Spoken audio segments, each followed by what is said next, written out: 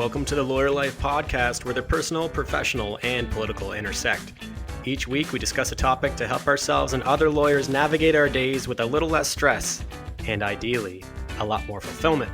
On today's episode, we're talking teamwork. And we're asking ourselves, how do we structure well-functioning teams as lawyers? I'm Mike Anderson. And I'm Darlene Tonelli. Hello, darling. Good morning. How are We you? watched Miss Doubtfire on the weekend. You Hello! did. It's a run by fruiting. That's Drive my by. favorite part of that movie. Drive-by fruiting, but that's fine. Drive by fruiting.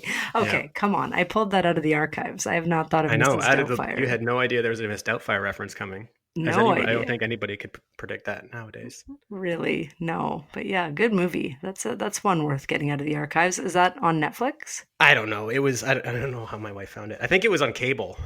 Oh, okay. Yeah. Wow. Very cool. So you did get your cable person eventually to come. Not through the company that gave us the runaround, though. Anyway, Right. we Switched it up. used our consumer voice effectively.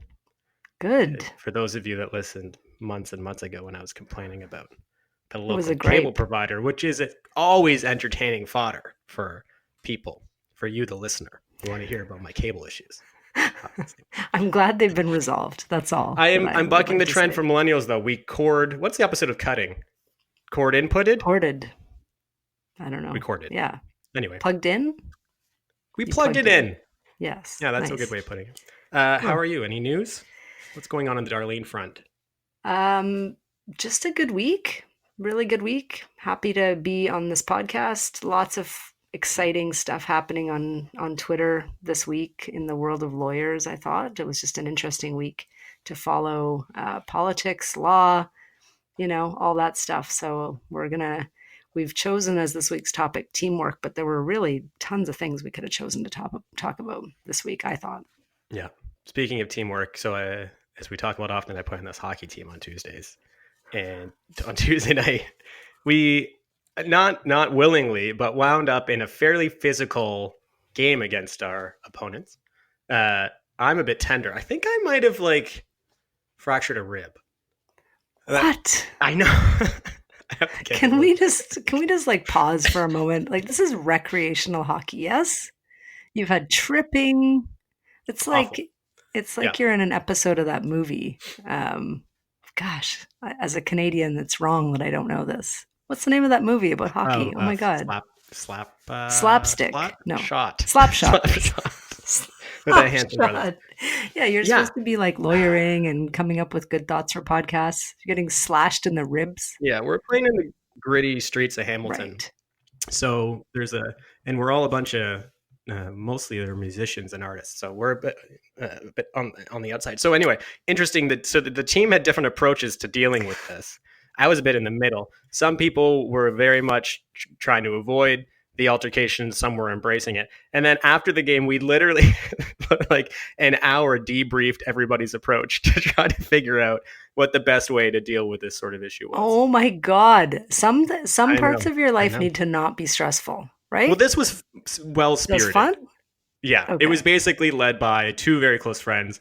One who I'd mentioned on the podcast before is very peace and love. Right. And the other one Tyler, is very much the Tyler approach. Exactly. Yes, good. And the other is very much if somebody does something wrong, I want to respond to it. And it was hilarious watching the conversation occur.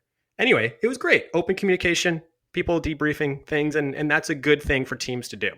So we're back on track here. Mike brings the segue on to today's topic. Good job. Here we go. Nicely done. We're talking about teamwork. And why are we doing this, Darlene?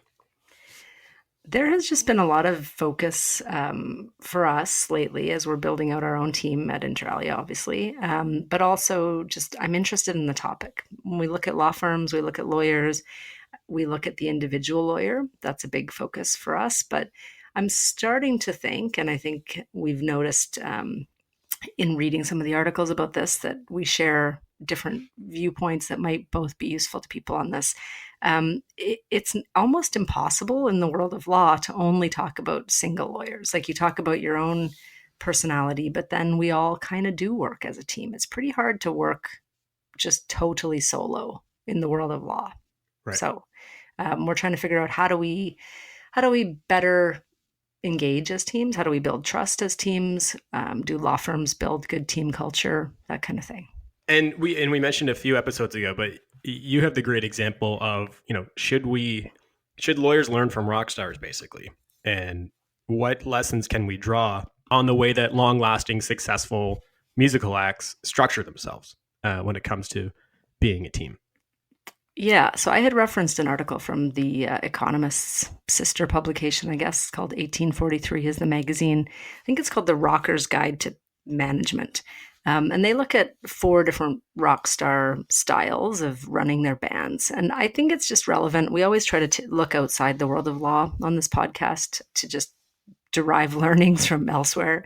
Obviously, I work in the music industry part of the time, and I do see a lot of different approaches to running a band, which is running a business. And my advice often is just, it's evolved over the years. I used to just say, if you're all writing songs together, just split equally so that you don't have to argue about it every time. So it would be the equivalent of deciding how you're going to divide up profits every single time you do a different project. And my view is the most successful bands over time have pretty much been equal on that front, so that when they get in, they try to create something. They don't have to worry about if they're going to get paid properly, or if they're going to have to leave the studio and have a sit down like Mike's hockey team where they have to go through in detail why they should get 20% instead of 10% or whatever. It's just so crazy making, in my view. However, the article points out that certain very, very significant bands have always split things equally. Like the article talks about Coldplay and REM, which are good examples. And I would add U2 to that, which is a prominent example of a band that has been around for a very long time and splits everything pretty equally. Um, the one thing that I noticed about this was that, in law, if you take this approach and apply it to like a partnership model, most people I know who are partners at law firms have to have this annual partner meeting where they get together and kind of hash out what people's shares are going to be. I don't know if this is every law firm or just the ones that I happen to know partners at. But that sounds to me like something that is maybe destructive of some of the fibers of the team. And I want to think about it and think about, is it even possible to say at the end of the year what everyone's contribution was worth to the percentage point? I don't know. What do you think? Yeah, well, inevitably, you're creating a team structure that relies on this routinized conflict, and that has, some downsides inevitably to it. I think no matter how much people can talk about being a professional, and treating these conversations as professional, there will always be disagreements and feelings and that flow from these sort of conversations. So it's you'd have to think quite intentionally about coming up with this sort of arrangement. It's even outside of the legal world, like in sports, athletes have to deal with this often with the team, where not only in negotiating contract when they're free agents, but when they're within the control of the team, they often have to go to arbitration to figure out what they're going to make the next year. And you hear athletes increasingly come out and talk about how, this is evidence that the team doesn't believe in me, that we're not aligning on, where we're going. Ego. Yeah. And it hurts. And at minimum, it puts people who should be working collaboratively toward a common goal at odds with each other. And I think would come down to conversations that strike at the very core of what is your value? What are you delivering? What's your worth? And those are, I would say difficult conversations to share. Like, I think everyone has their own idea of their personal worth. One of the challenges of those meetings and of the sports situation that you mentioned is that you have to advocate for yourself. Some people are better at that than others. Yeah. That's ideally all lawyers are equally capable of advocating for themselves, but I don't think that's the case.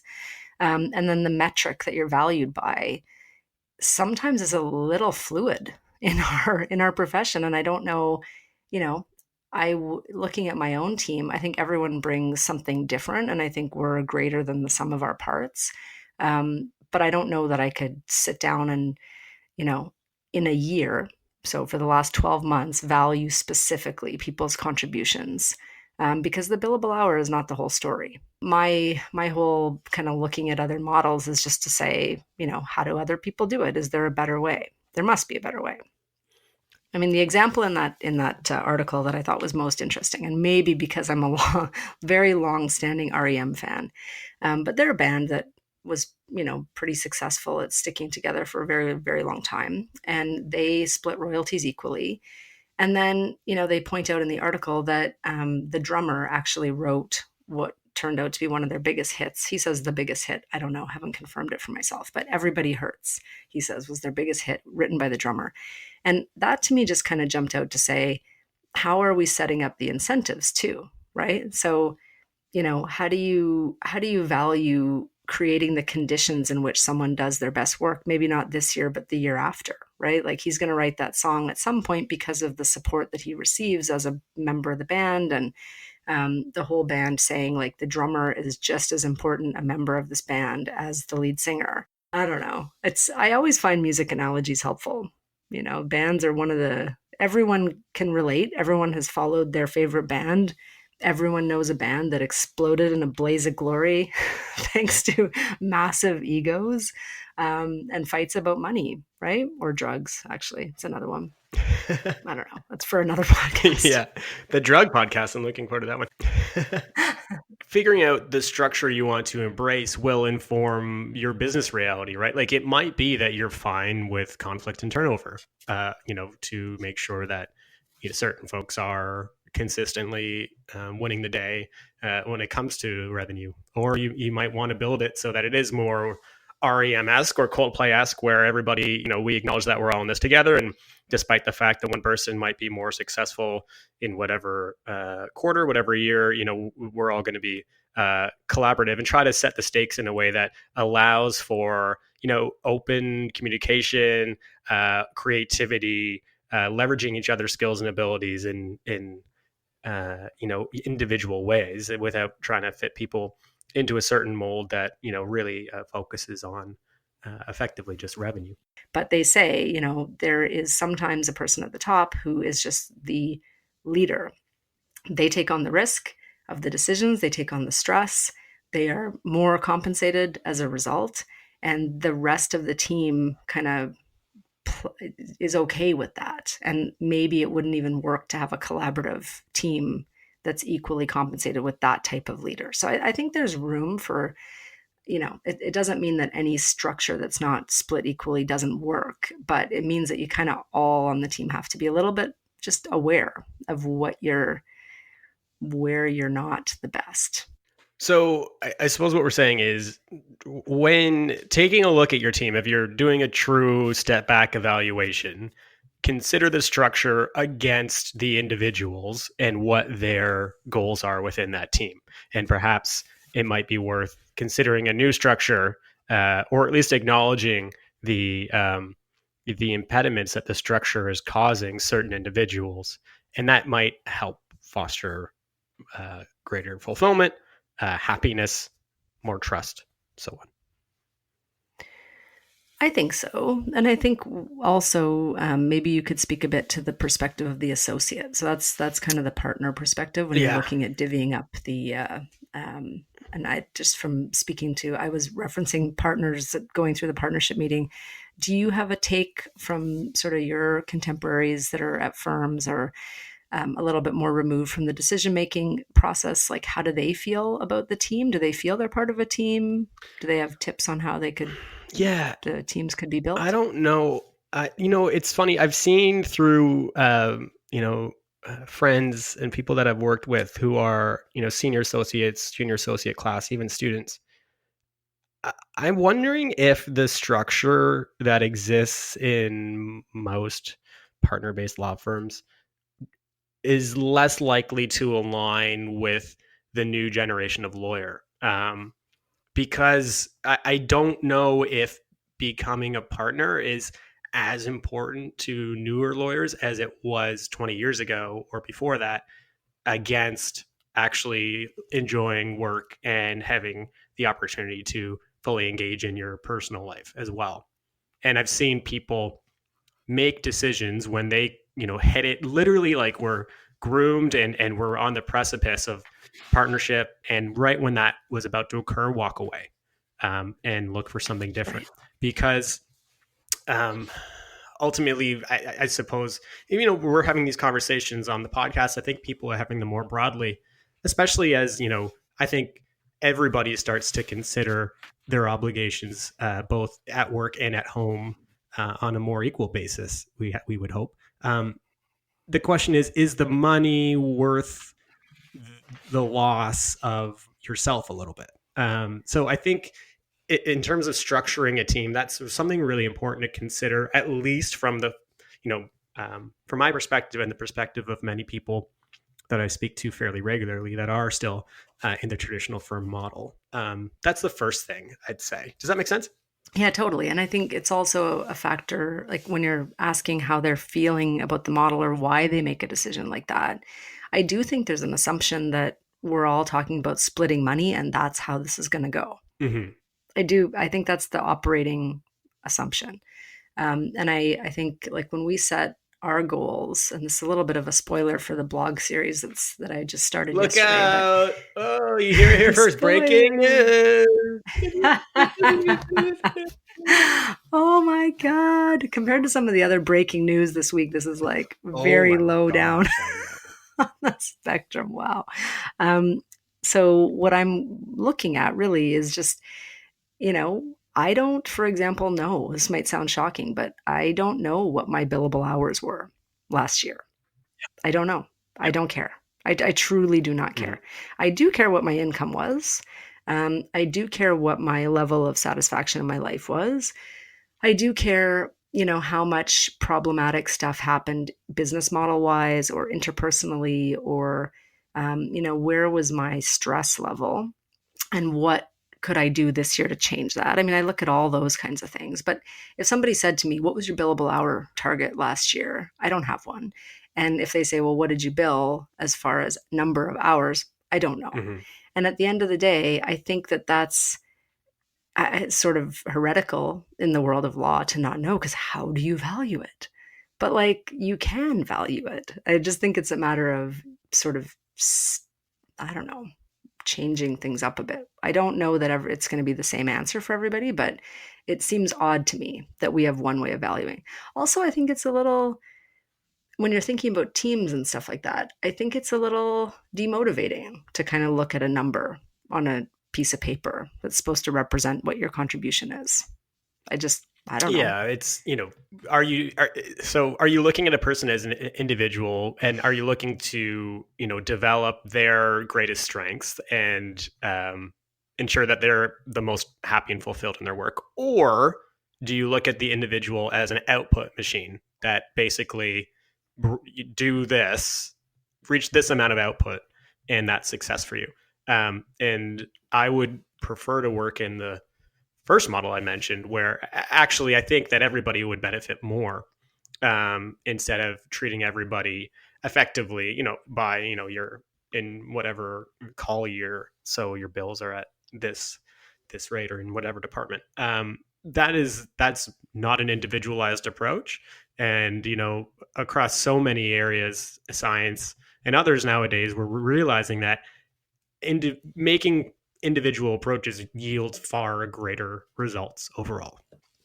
Well, and you mentioned as we were setting up for this, you said there were a couple of points about trust that were relevant here and building trust. I think, can we talk about those? Because part of what I think allows us to build something different that has some variables is that you have to kind of trust the people that you're getting into business with Yeah. or in business with already. And I think, and I'm speaking for myself as well. I think as lawyers, this is an area that we don't do as well in as others. I think that we generally, as a profession, hold our work very close to us, and do often. We're not as good as asking for help or admitting, weakness, than other professions may be built to do. And so I think that, trust within a team is vital, and teams where trust is fostered succeed at a higher clip and find ways to innovate and be creative. And, obviously that's a focus that we have on this podcast as well. So just taking, we always do some research before the show to try to bring value to you, the valued listener. And so I did some reading. I thought one thing that was really helpful from a group called CCL. You can see them at ccl.org. And there's one publication they calls Why Trust is Critical to Team Success. Leads with, I think, some really great, they set it up really well. And I'll just pull two quotes from their publication for everybody's benefit. They say, today it's increasingly recognized an essential asset to break down silos, foster collaboration, deepen teamwork, and drive engagement, and manage the never-ending process of change is trust. And I love this, that when there is trust, people align around a common purpose, take risks, think out the box, have each other's backs, and communicate openly and honestly. When trust is absent, people jockey for position, hoard information, play it safe, and talk about rather to one another. So that's, obviously a lot to unpack there. But if we are able to better develop teams where trust is, one of the focuses and one of the driving culture forces, we're way more likely to share information, get out of silos, and actually work collaboratively instead of as individuals who occasionally reach out and say, I need you to work on this, absent context, absent information, absent a bunch of stuff that's vital to doing the work well.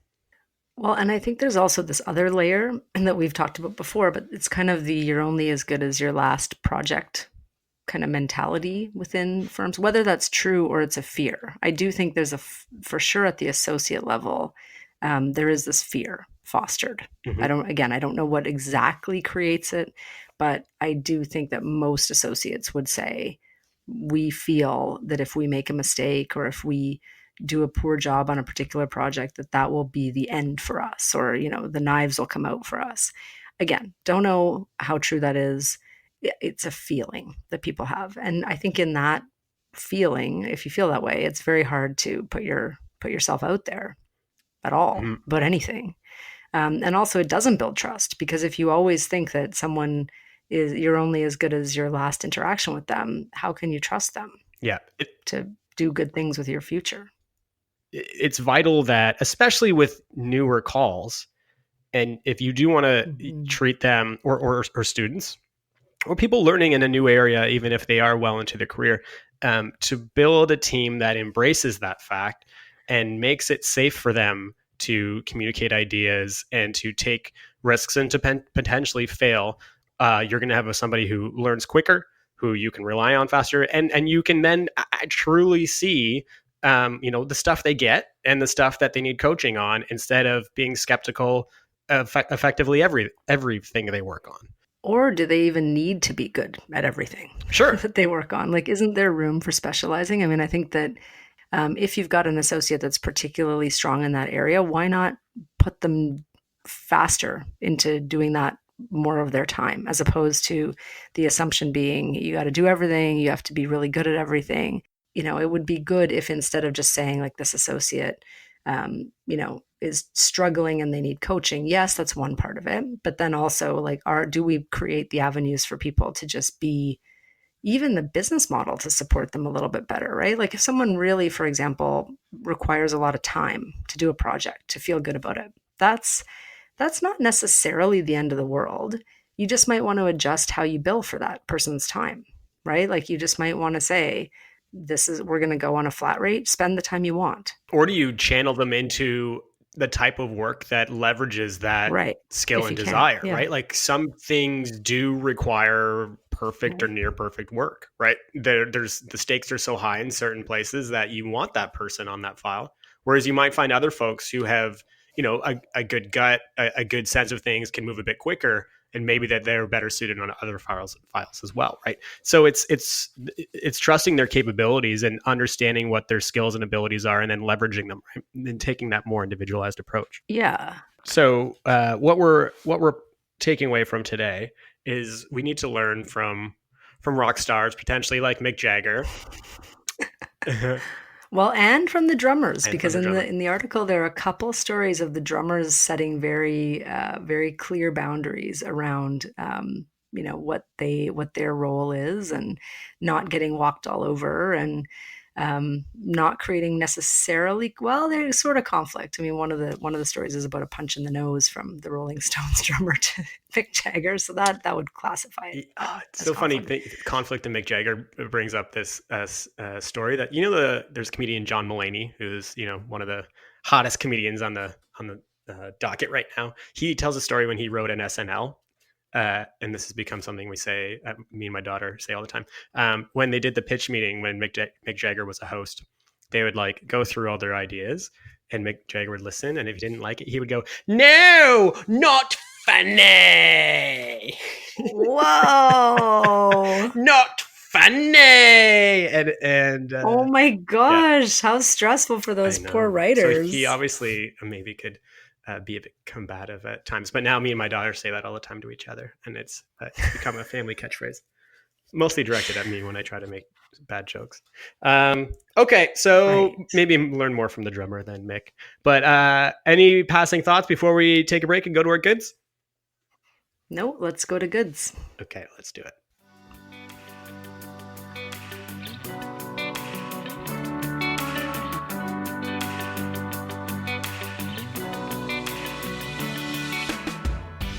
The Lawyer Life podcast is brought to you by Inter Alia Law, experienced legal counsel when and where you need us. To learn more about Inter Alia, visit the website. That's spelled INTERALIA-law.com. Thank you.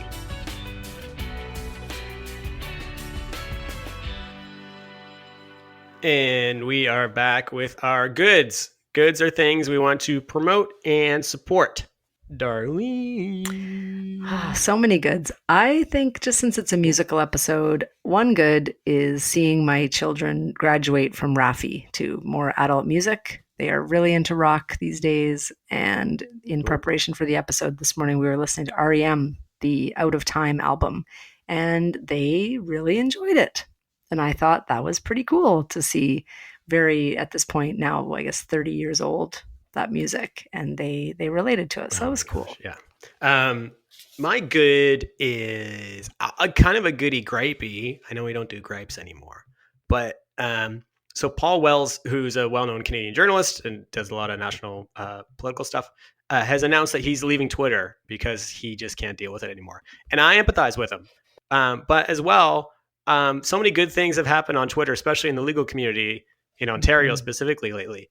And it is just a melange of great and terrible, isn't it? Look at what you're doing to your brain when it's like all on the same page. It's like, here's a cute dog story. Here is a horrible, like, a really tough story about something terrible that's happening in the world. Here then is like your favorite band talking about this other thing, and your brain is just like bouncing all over from like these good to bad. And it's not only all so under 140 characters or whatever the limit is now, but it's just so all over the place. And I think it's probably not good for us to put ourselves in that situation. So I like the platform. I'm still on it, but I get what Paul Wells is saying, that like for him, it just doesn't work anymore. And I think that might make sense and become a thing I feel at a point in time. Well, I basically only use Twitter to understand the lay of the land in the legal world, and it's legal Twitter. So I wouldn't say that it's the legal world, it is legal Twitter. But it is helpful in building connections in a way that you wouldn't otherwise necessarily have, particularly cross-border connections. Yeah.